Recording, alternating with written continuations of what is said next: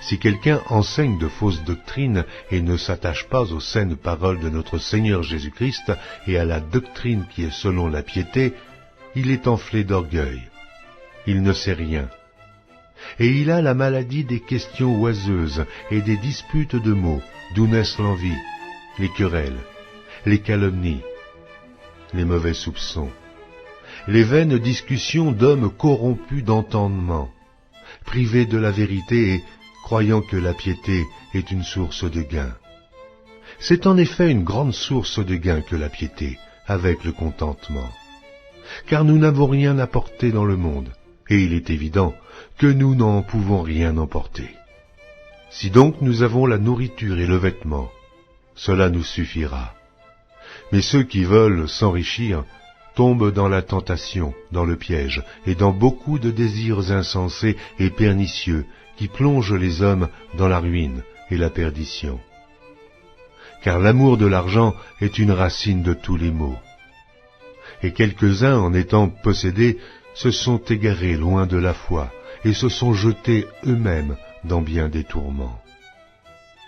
Pour toi, homme de Dieu, fuis ces choses, et recherche la justice, la piété, la foi, la charité, la patience, la douceur. Combat le bon combat de la foi. Saisis la vie éternelle, à laquelle tu as été appelé, et pour laquelle tu as fait une belle confession en présence d'un grand nombre de témoins. Je te recommande devant Dieu, qui donne la vie à toute chose, et devant Jésus-Christ, qui fit une belle confession devant Ponce Pilate, de garder le commandement et de vivre sans tache, sans reproche, jusqu'à l'apparition de notre Seigneur Jésus-Christ, que manifestera en son temps le bienheureux et seul souverain, le roi des rois et le Seigneur des seigneurs, qui seul possède l'immortalité, qui habite une lumière inaccessible, que nul homme n'a vu ni ne peut voir, à qui appartiennent l'honneur et la puissance éternelle. Amen. Recommande aux riches du présent siècle de ne pas être orgueilleux, et de ne pas mettre leur espérance dans des richesses incertaines, mais de la mettre en Dieu, qui nous donne avec abondance toutes choses pour que nous en jouissions.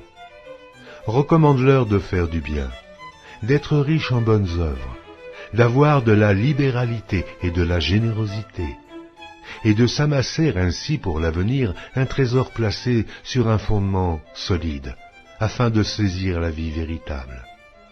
Ô Timothée, garde le dépôt, en évitant les discours vains et profanes et les disputes de la fausse science, dont font profession quelques-uns, qui se sont ainsi détournés de la foi.